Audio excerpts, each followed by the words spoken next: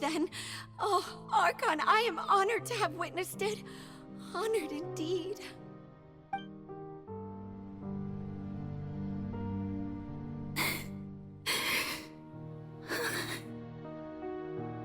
So interminable.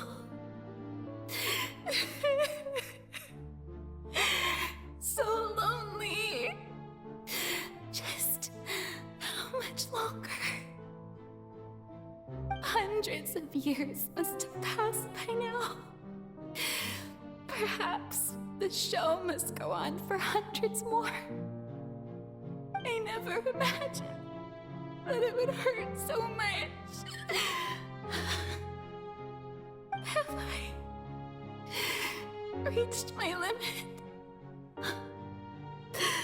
No. Perhaps I reached it long ago. Today I didn't even notice my own tears. I want to tell someone, anyone, about this. But would that not destroy all I've done so far? I have conducted so many investigations across the centuries. But there's not even a sliver of hope that we might break the prophecy. All I can do is keep heart. I must maintain this act. It is the only way to save Fontaine. Please, mirror me. You have to succeed.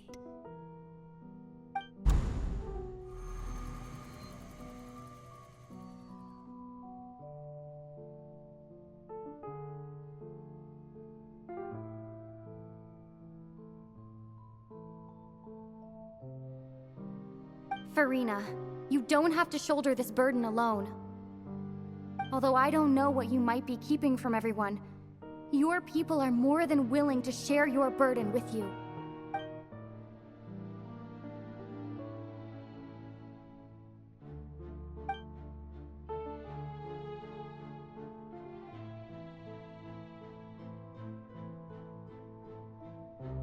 Share my burden. That's impossible. It was fated right from the start that this would be my duty alone. But even if your burden doesn't need to be shared, you can still choose to confide in someone. Just share it with me. I'm what you'd call a witness. A witness? Yes. I've heard that you came to Tevat from beyond the stars, yes. In other words, you never belonged here. And if Tevat is, in its entirety, a show on a stage, then you're just a spectator, aren't you? If that's the case... She's right. I could confide in her.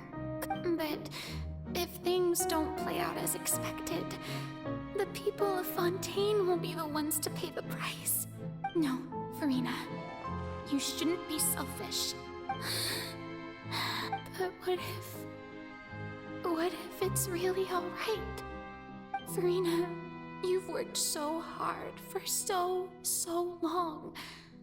Surely it would be okay to put yourself first for once. Is it such an outrageous thing to do anyway? To find someone in whom you can confide your frustrations and sorrows? Surely it could not hurt. If you let this opportunity slip through your fingers, it might never come by again. Think about it long and hard.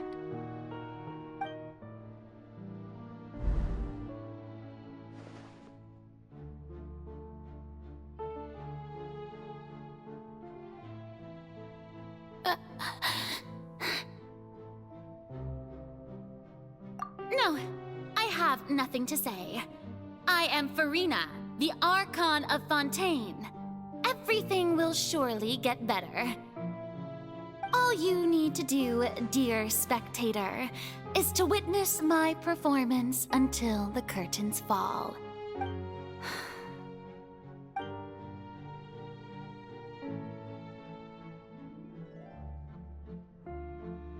Fine.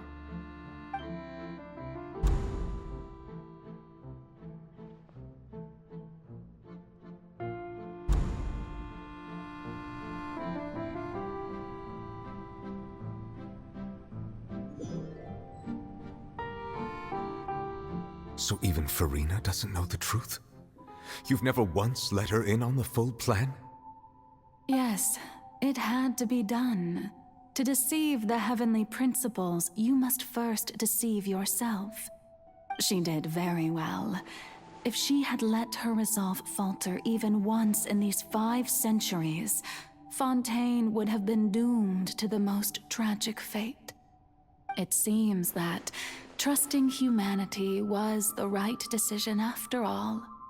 I believe that I understand how your deception works, but that is only half the truth, is it not?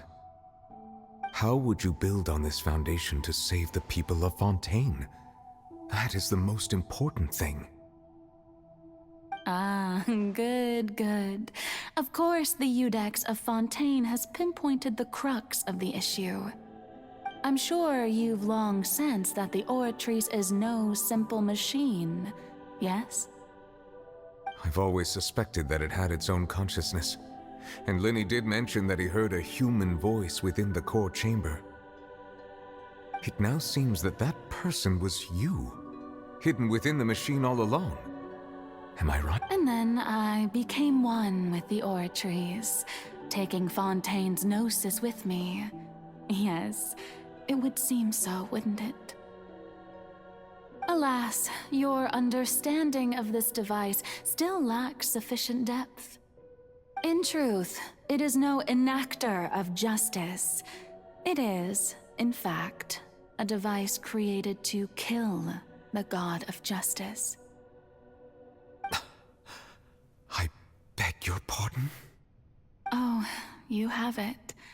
And to be more precise, not only will the Oratrice take down the god of justice, it will also take down the divine throne upon which she has been placed. I mean, did you think I would be the sort to enjoy peaceful repose while Farina suffered? My work over these last 500 years has been to constantly accumulate indemnitium within the Oratrice. But really, some have already discovered that only a small fraction of the energy generated by the device was ever used to provide power to Fontaine. The vast majority had to be accumulated to It was all a part of your plan then? Both the trial and the sentence? The vast majority had to be accumulated to enact this death sentence. It was all a part of your plan then? Both the trial and the sentence? Indeed. This power, accrued over 5 centuries, could have sustained Fontainians for millennia had it only been used for that purpose. Almost all of it has now been stored within the Oratrice. But only power of this magnitude could hope to destroy the Hydro Archon's divine throne, shaking the rules established by Celestia and breaking through the institution that is the Seven.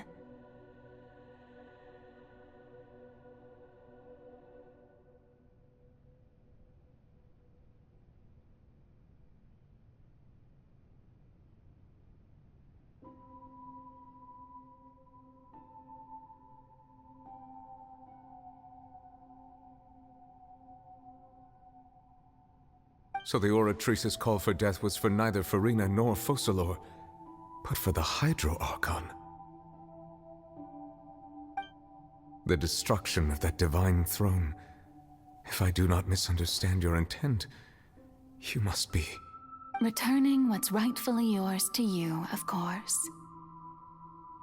In other words, this was all done to return the authority of the Hydro Archon to the Hydro Dragon of this planet.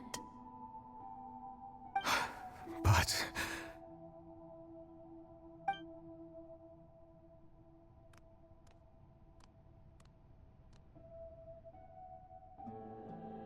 Oh, what? Getting sad again, are we? The authority of the ancient dragons shall soon be yours once more, O Hydro Dragon Sovereign. And this is the face you make. All you've done throughout the years is just so you can sacrifice yourself at the very end. I've never quite seen it that way, you know. Even now, I'm quite pleased at how well my deception worked.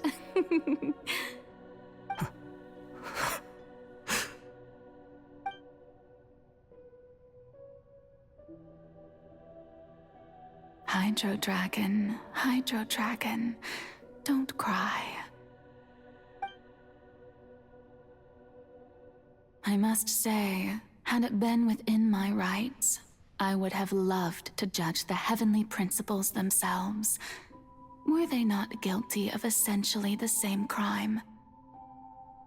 Egeria stole the power of the primordial sea, and the heavenly principle stole the power you ancient dragons possessed. I, for my part, am the god of justice. And is it not just that your original powers should be returned to you? Speaking of justice, I have always believed that justice lies in the process of pursuing human existence itself.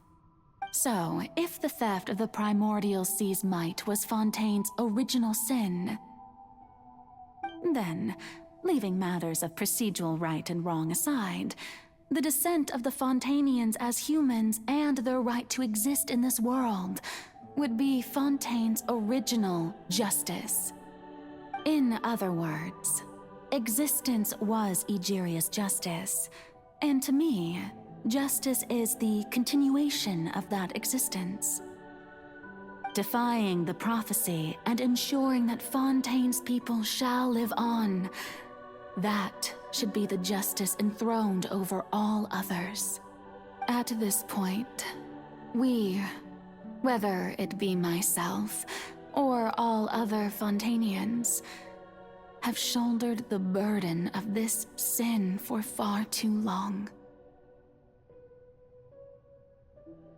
Iudex Neuvillette, the highest judge in our land, when you regain your full power as an elemental sovereign, what verdict shall you pass upon us? So when I was invited to the court of Fontaine to serve as Iudex, I see now that that was your idea too.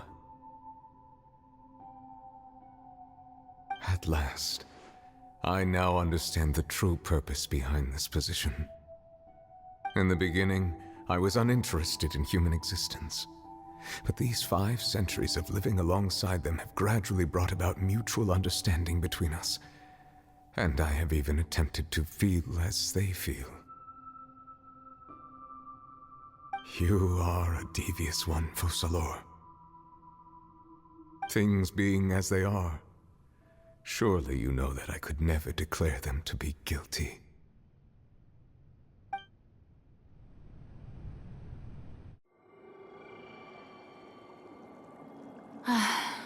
The hour of my execution is almost here. For the sinner, the curtain call has come. I know I may not sound it, but faced with death, I find myself a little afraid. Perhaps this is one thing both gods and humans have in common.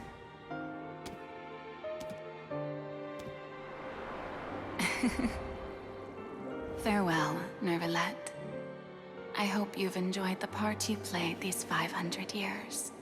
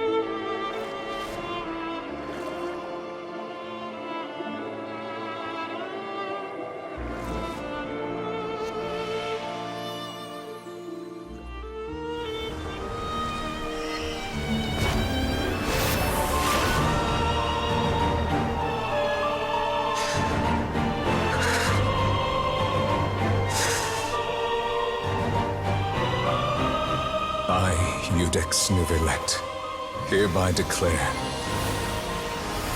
people of Fontaine, your sins are forgiven.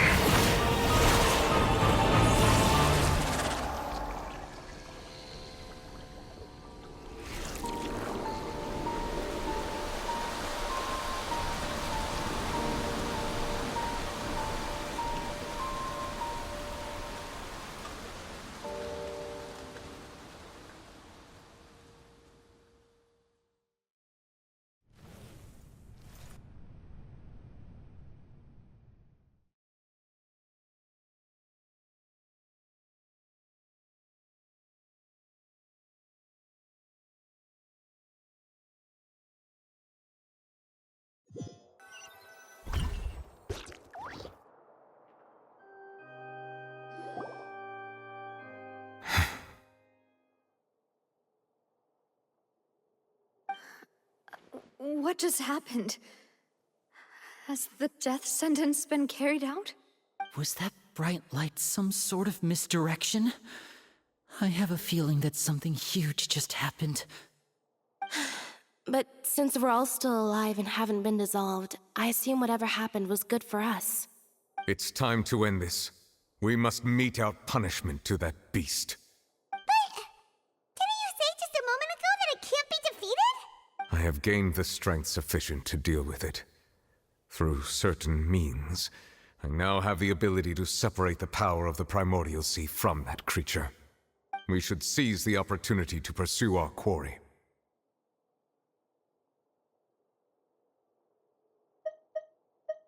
Traveler, now that the oratories can no longer function, I require an executor to help me mete out justice. The root of the calamities befalling Fontaine, the beast that enacts the prophecy, its name is the all-devouring Narwhal.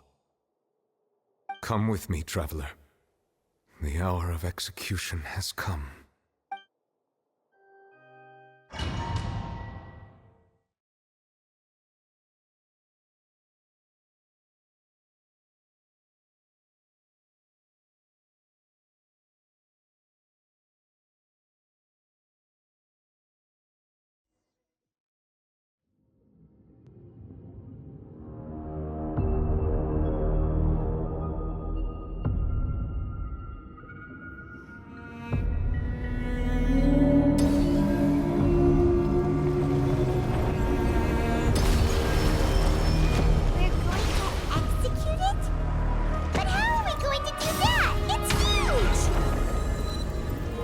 Done my best to separate the power of the sea from the wind. Considering the size of the beast, I cannot reach the power source. Unless he can find a way to attack it from within. He'll share a part of the ancient dragon's power with you. They'll look for a way together.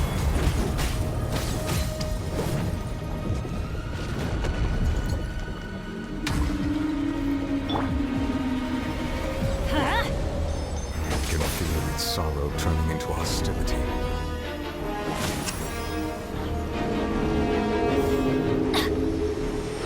Adventure time! Why do they never miss?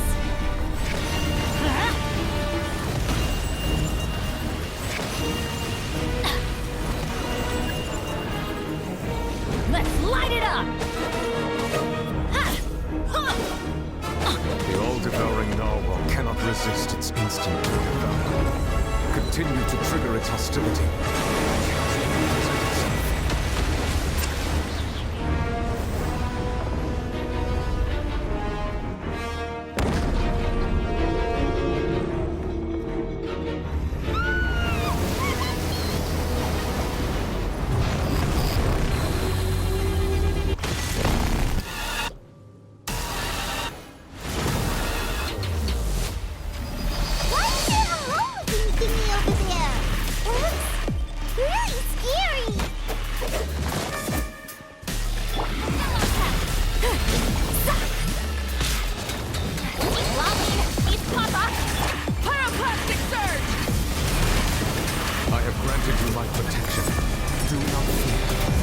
Seize the moment, and you...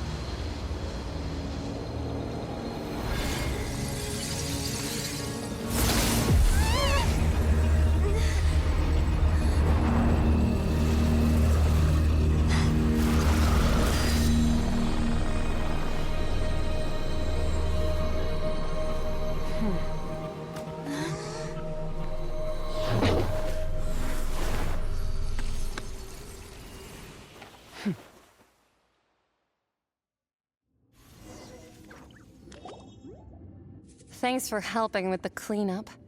It should have been my job, but... oh well. It was just supposed to be a short private training session for me.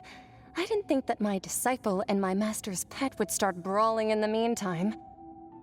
Well, actually, I had a feeling that it would happen at some point, but they bumped into one another earlier than I thought. What a blunder. I suppose I'll have to swing my sword 3 million times as penance. That power. Who are you exactly? Paimon has an idea. From what she said earlier, she must be Child's master. Skirk, right? It's just that he gave us the impression that she was the less talkative person. I simply did not have anything to say to the weak. But you, on the other hand, managed to defeat the all-devouring narwhal without using power from beyond this world. So you may speak to me as equals.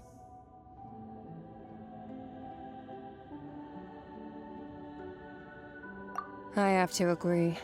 It's a strange use of a planet's primordial waters just to raise an all-devouring narwhal. That kind of power is wasted on it. It's not cooperative. It eats too much. And I have more important things to do with my time than pet sitting. The only thing that creature has going for it is its looks. All in all, it fails as a pet. Miss Skirk? I think you might have missed the point. The point being? Well, being that this pet almost destroyed an entire nation. So what sort of person is your master? Well, Child's master's master. Oh, right. So you don't know him. Sorry, I assumed you did. His name is Sertologi. Huh? I am unfamiliar with that name. Huh. So Master isn't sufficiently famous. How should I describe him then? Have you heard of the name The Fowl? The Fowl? Still nothing? Well, how about the Visionary? Vetterfalnir then? Or Gold Rhine-daughter? Ooh, that one we've heard. Rhine-daughter's part of the Hexen Circle. She's Albedo's mom, right? Oh, so you do know that name. To be honest, I also heard all of those names and titles from my master. I don't actually know them either. But I suppose you understand now, yes? My master is likely a similar sort to Rhine-daughter. They are both pursuing some form of perfection. Wait, didn't you also mention a visionary person? Paimon didn't quite catch their name. Actually, never mind that. I believe it expedient to inform you that the all-devouring narwhal used up nearly all its strength fighting you. Such roiling hydro energies will prove difficult for the planet's deep seas to digest. As such, the fontaine back on the surface has most likely been thrown into chaos. In other words, the prophecy that you've been fretting over should now be in full swing. What?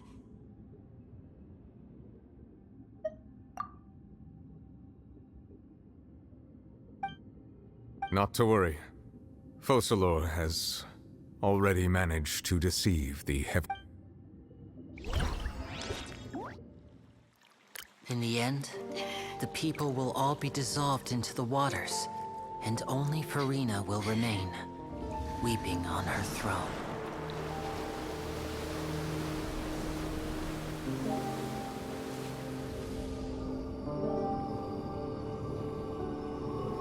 Only then will the sins of the people of Fontaine be washed away.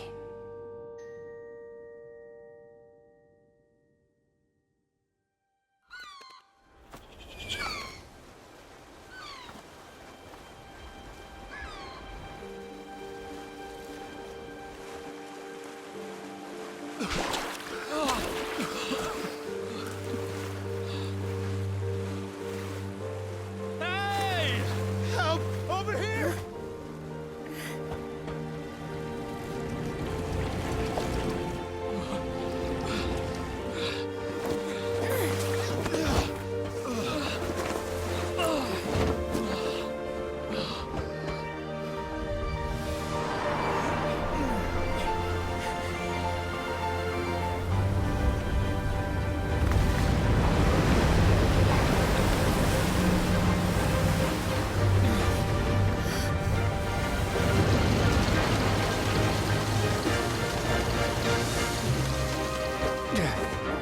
All hands, initiate emergency rescue!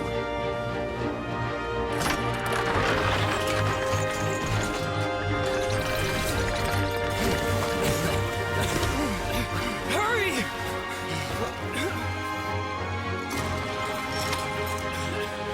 Hey, lend a hand!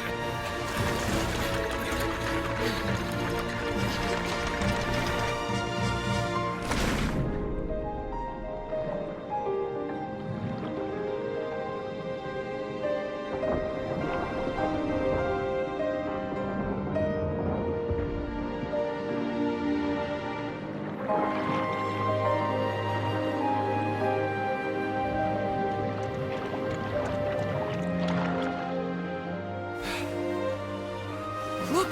The water's receding!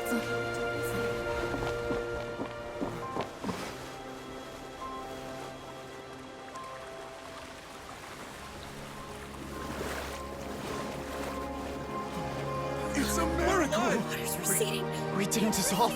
The prophecy was wrong. The prophecy was wrong.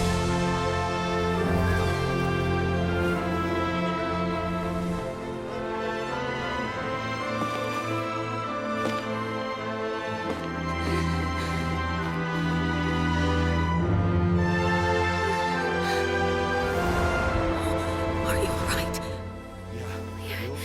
We're saved. The prophecy was wrong.